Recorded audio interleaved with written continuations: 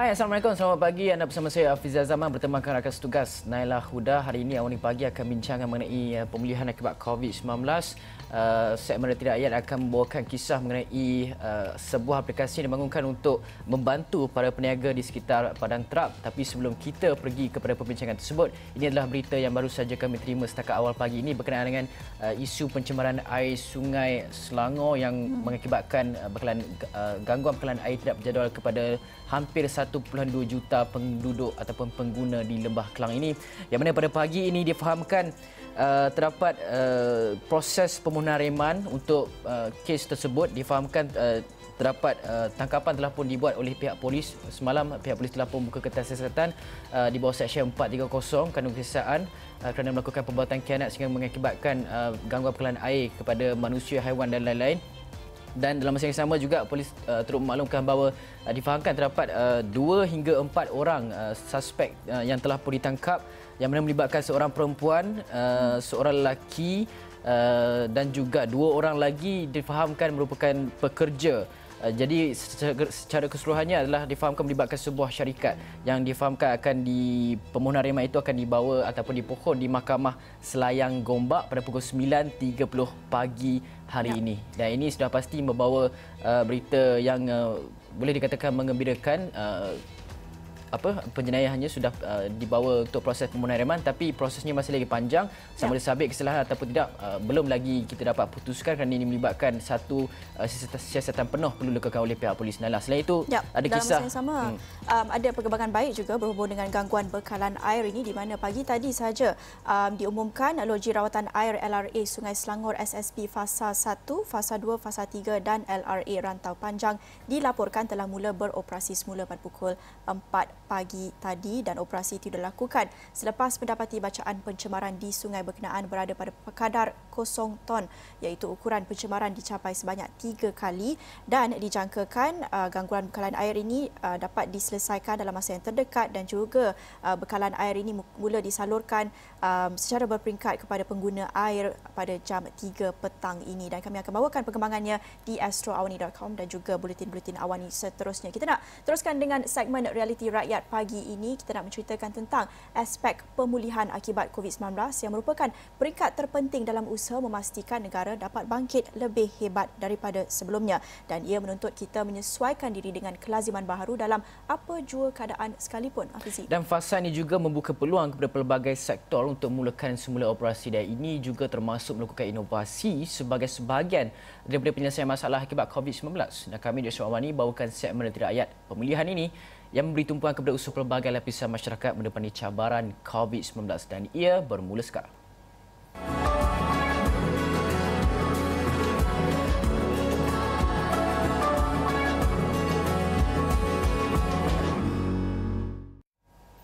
Baik, pagi ini kami bawakan kisah peniaga kecil berasaskan makanan di daerah Padang Terap yang kini mempunyai alternatif untuk terus menjana pendapatan walaupun ketika PKPB yang dilaksanakan sekarang ini. Ia hasil inisiatif sepasang suami isteri Saiful Zaharin Zakaria dan Fadilah Azmi yang mempunyai kebakaran dalam bidang IT, yang juga telah membangunkan sebuah aplikasi pesanan makanan sebagai platform bagi peniaga menjual produk masing-masing.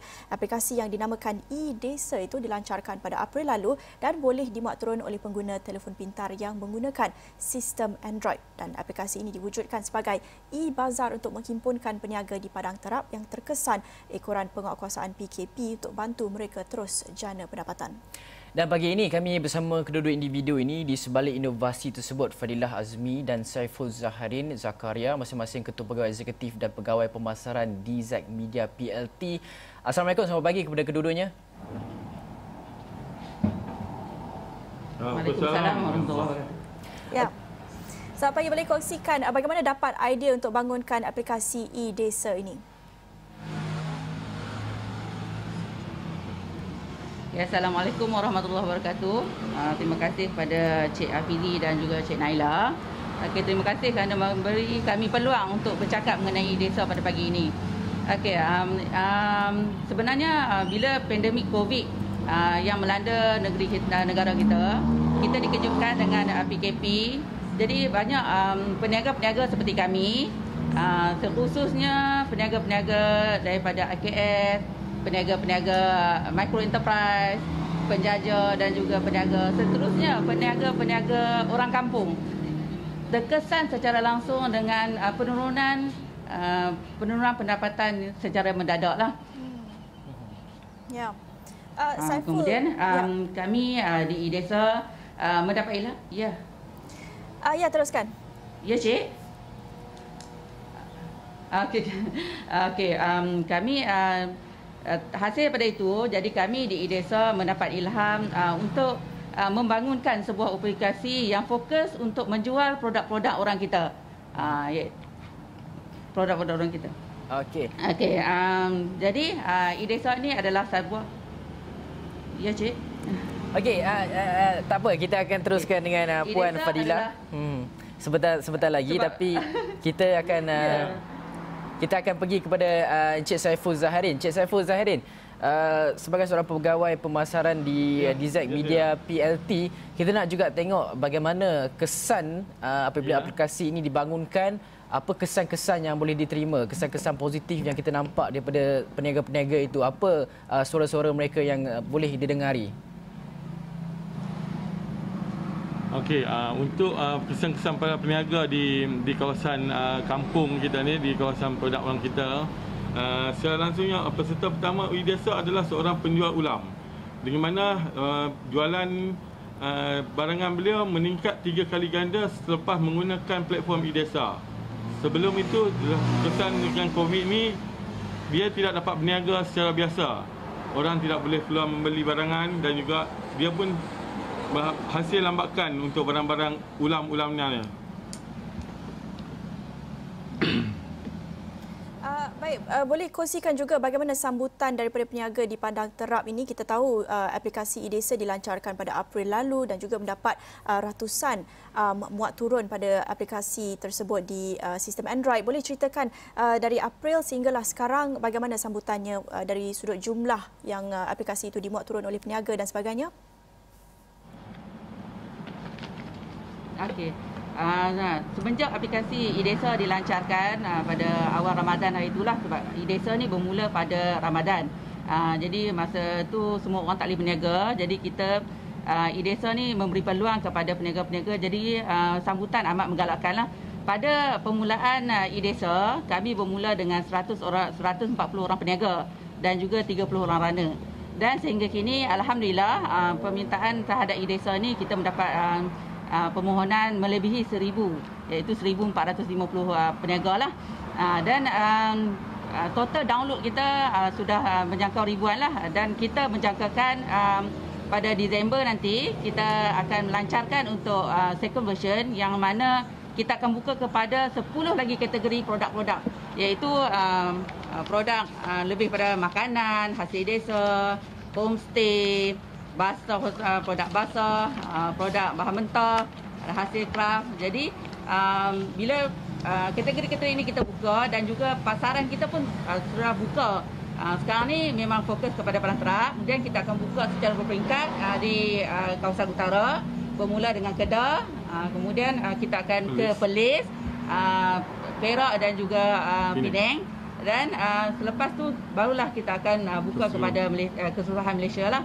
Jadi kita menjangkakan IDESA akan mendapat sambutan lah, berbanding kerana kita memang fokus untuk memasarkan produk orang kita, iaitu produk-produk IKS lah. Jadi dengan IDESA ni namanya pun dah unik, represent IDESA. Jadi siapa-siapa yang daripada pembeli di luar sana, sama ada rakyat Malaysia ataupun mana-mana pembeli lah, yang terfikir untuk mendapatkan borang-borang desa seperti belacan, keropok, lagi produk ya IKS, ikan bilis. Jadi IDESA adalah pilihan yang tepat lah. Jadi saya sangat-sangat menyeru peniaga-peniaga online, peniaga-peniaga kampung, peniaga-peniaga luar bandar IKS di luar sana untuk join IDESA. Sebab di IDESA kami tidak fokus kepada jenama-jenama besar, kan? Sebab jenama-jenama besar dia orang dah ada nama, dah boleh maksudnya dah boleh luaskan produk mereka tu, kalau tanpa promosi pun memang dah boleh memasarkan produk mereka. Jadi kita fokus kepada kumpulan-kumpulan di bawah kategori IKS ini supaya dapat membantu mereka sebab mereka lah antara golongan-golongan yang terkesan secara langsung semasa tempoh PKP ini.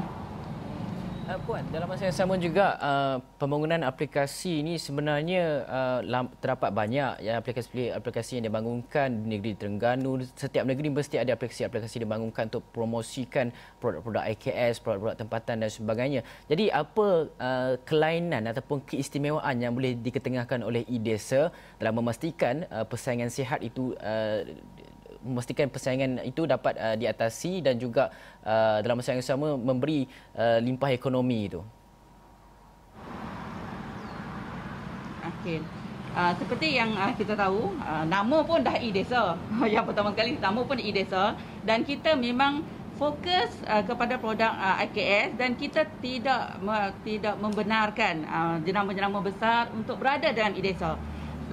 E-Desa sebenarnya kami memandang perkara ini adalah satu persaingan yang sihat. Sebab apa?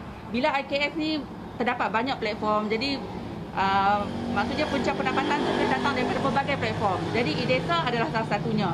Tapi kami di e-Desa kami committed untuk memperkenalkan e-Desa ni supaya kita share satu Malaysia, tak fokus kepada contohnya Padang Terap saja, e-Desa tak.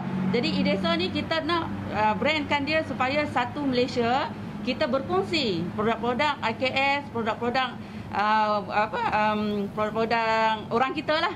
So bila orang nak mencari produk-produk kita mudah dengan namanya IKS, terus boleh masuklah dalam e-Desa lah. Di samping aplikasi-aplikasi lain lah, contohnya IKS tu jika dia berada di Terengganu, dia juga mungkin akan menggunakan aplikasi daripada Terengganu. Tapi kita tidak menghalang benda itu semua. Sebab apa?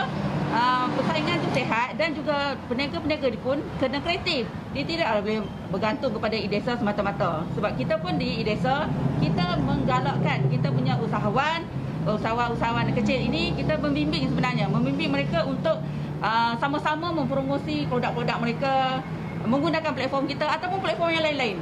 Asalkan dapat menambah pendapatan mereka. Baik, banyak lagi yang kami nak kongsikan mengenai aplikasi e-Desa ini, manfaatnya kepada peniaga kecil dan juga dalam masa yang sama dalam jangka masa panjang juga boleh mencipta peluang pekerjaan baharu. Tapi kita akan berhenti seketika, kembali selepas ini.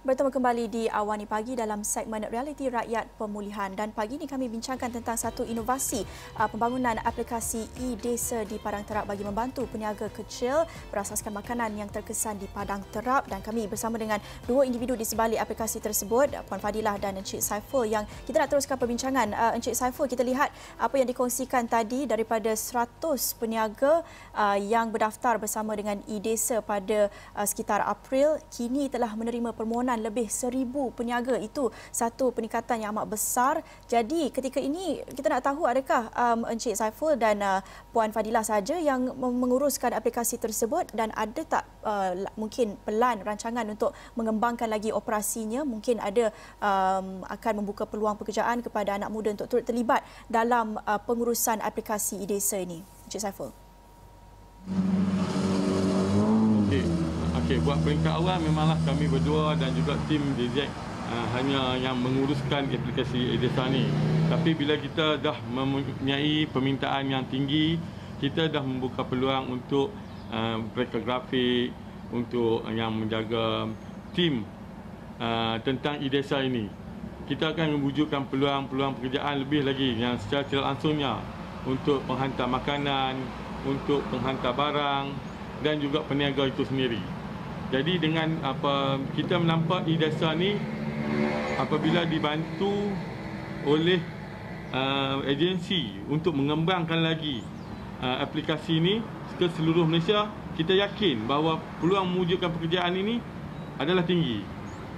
Dikala rakyat Malaysia ini kehilangan pekerjaan, insya-Allah dengan e-Desa ni ia akan mewujudkan peluang perniagaan dan juga peluang pekerjaan bagi mereka yang terkesan dengan COVID ini. Puan Fadilah, kalau kita nak lihat juga setiap aplikasi apabila dibangunkan dan melibatkan begitu ramai peniaga dan sebagainya. Tadi Puan Fadilah kata nak bangunkan aplikasi menjelang hujung tahun ini ada beberapa peringkat nak dikembangkan daripada Padang Terap kepada bahagian utara dan sebagainya. Sudah pasti ada sasaran-sasaran tertentu nilai jualan yang dicapai. Ada data mengenai perkara ini tak? Ya. Untuk sasaran jualan sebenarnya pada peringkat awal, iaitu pada bulan permulaan e-Desa, data kita hanya di Padang Terap hanya di Padang Terap kita sebenarnya impress macam mana sambutan daripada semasa bulan puasa saja. Sebab pada ketika itu, untuk pengetahuan semua, Padang Terap ni sebenarnya dia berada jauh di pendalaman. Dia bersempadan dengan border Durian Burung. Jadi dengan masalah internet, talian internet dan juga masalah dari segi kesedaran penggunaan internet. Tetapi pada masa itu pada masa bulan Ramadan, jualan kita mencecah 30,000. Jadi satu angka yang besar sebenarnya bagi kami untuk produk orang kampung di hujung bandar dan hanya fokus Padang Terap saja. Jadi kita sasarkan untuk buka kepada untuk utara dan juga Malaysia. Kita sasarkan selepas ini setiap AKS dapat membuat jualan RM100 seorang sehari.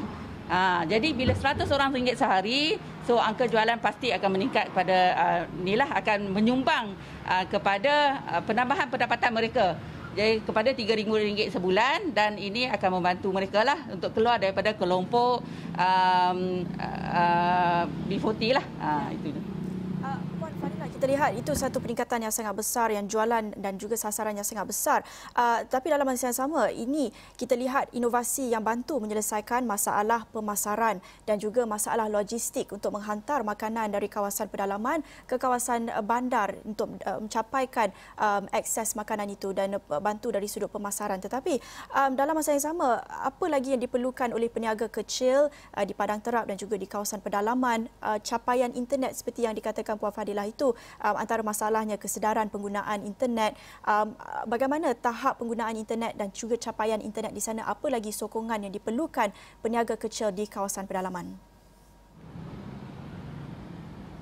Okey.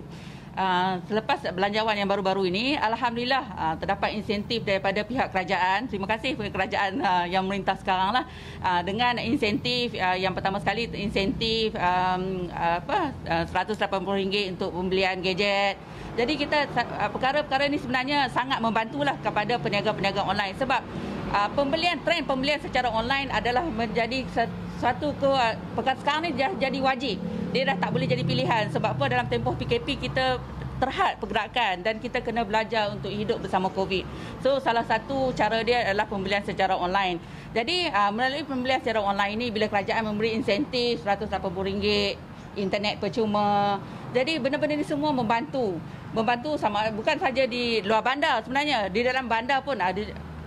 Insentif ni sangat-sangat membantulah. Jadi kami di luar bandar, masalah utama kami adalah mengenai akses kepada capaian internet. Jadi ada yang di kawasan yang luar bandar yang sangat-sangat terpencil tu, capaian internet sangat minimum lah. Jadi mungkin pihak kerajaan boleh melihat benda ini supaya peningkatan internet tu selari, maksud saya peningkatan capaian internet tu selari dengan dasar-dasar kerajaan untuk menggalakkan penggunaan internet.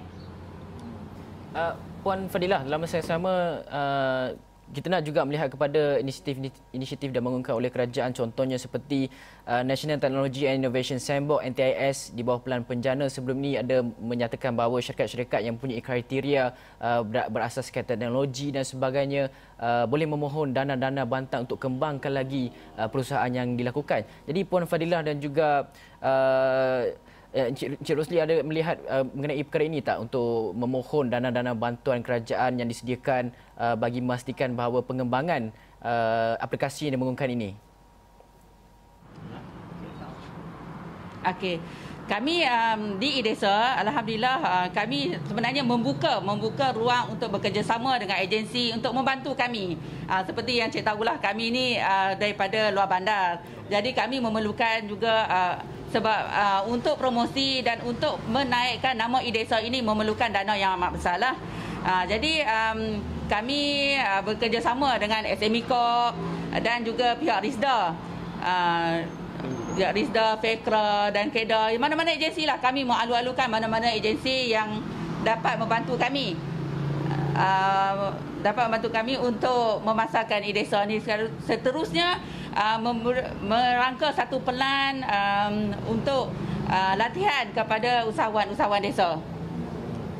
Baik, Encik Saiful, kalau boleh kongsikan juga, kita lihat di Padang Terap ini bukan saja dilaksanakan PKP sejak awal Mac sama seperti di seluruh negara, tetapi ada juga pelaksanaan PKPD pada Ogos dan kini pula pelaksanaan PKPB. Boleh kongsikan dalam tinjauan bekerjasama dengan usahawan desa ini apa mungkin cabaran mereka hadapi, mungkin dah dapat momentum untuk kembali beroperasi semula tetapi kini dah kenakan PKPB pula. Pastinya IDESA ini membantu, tapi apa contoh cabaran yang dihadapi pengusaha di desa ini? Okeylah, cabaran yang daripada segi pengalaman yang kami hadapi ni, masa peringkat awal PKP itu, apabila semua bazar Ramadan tidak boleh dilaksanakan dan juga semua tempat-tempat perniagaan tidak boleh dikunjungi oleh pengunjung. Jadi kami di DZ Media ini yang menjalankan IDESA ni menjadi tempat tumpuan untuk orang mendaftar untuk berniaga secara online. Jadi masa tu kita memang fikir dengan aplikasi IDESA ni kita dapat membantu di daerah Padang Terap ini. Daripada kita mengajar mereka untuk menggunakan aplikasi, menggunakan telefon, nak terima order, nak tengok order. Jadi benda-benda tu agak mencabar bagi kami sebab kami hanya mengajar melalui kumpulan WhatsApp. Tidak boleh bertemu muka. Itu cabaran peringkat pertama tu. Jadi bila dah mereka mula menggunakan hari pertama, hari kedua, hari ketiga dan hari kelima tu dah kurang apa orang kata masalah-masalah untuk depa untuk menyelesaikan order-order yang diterima tu. Dalam masa yang sama, Encik Saiful, saya nak juga tanya, aplikasi ni bukan senang kita nak bangunkan, perlu ada kemahiran dan sebagainya. Dan dalam masa yang sama juga kita lihat ramai anak-anak muda di luar sana ini lebih tertumpu kepada kerja-kerja, gig ekonomi dan sebagainya. Jadi dalam apa pandangan Encik Saiful untuk memberi saranan, nasihat kepada anak-anak muda ini untuk melihat juga peluang-peluang, terokai peluang-peluang baharu dalam pembangunan aplikasi ke, membangunkan beberapa idea-idea kreatif, model-model perniagaan baharu ke? Ya, untuk anak-anak muda yang mempunyai kreatif dan inovasi untuk menerokai satu cabang baru tu, saya harap mereka menggunakan kepintaran dan juga kebolehan mereka untuk membangunkan satu aplikasi ataupun satu benda yang sama taraf dengan aplikasi daripada luar pada Malaysia. Sebenarnya rakyat Malaysia ni banyak yang kreatif dan juga mampu pergi jauh. Mungkin kekangan dari segi dana, kekangan dari segi platform untuk mereka mengembangkan apa-apa minat ataupun kreatif mereka itu. Jadi kita harap pihak agensi, pihak kerajaan membantu mereka yang mempunyai minat dan juga kreativiti ini untuk pergi lebih jauh lagi. Ya. Itu dia kata-kata nasihat daripada Encik Saiful Zaharin Zakaria dan juga daripada Puan Fadilah Azmi, merupakan masing-masing Ketua Pegawai Eksekutif dan Pegawai Pemasaran di Z Media PLT, kongsikan kisah perjalanan mereka membangunkan aplikasi IDESA daripada 100 peniaga pada April lalu sehingga telah menerima permohonan daripada lebih 1,000 peniaga ketika ini untuk bantu memasarkan produk makanan mereka dan diharapkan dapat dikembangkan ke kawasan lain dan juga produk-produk lain menjelang Disember ini. Terima kasih kepada Puan Fadilah dan Cik Saiful untuk perkongsian itu. Dan itu satu inovasi yang sangat baik kita lihat, bantu bukan sahaja dari segi logistik tetapi yang paling pentingnya memasarkan produk-produk peniaga kecil terutamanya di kawasan pedalaman menerusi dalam talian kita. Kita harap dapat membawakan lagi kisah-kisah inovasi ini ketika negara masih lagi memerangi COVID-19 dan berada bawah PKPB. Dengan itu kita akhiri Awni Pagi, Realiti Rakyat Pemulihan di sini bersama saya Naila Huda. Saya Hafizah Zaman. Assalamualaikum, salam sejahtera.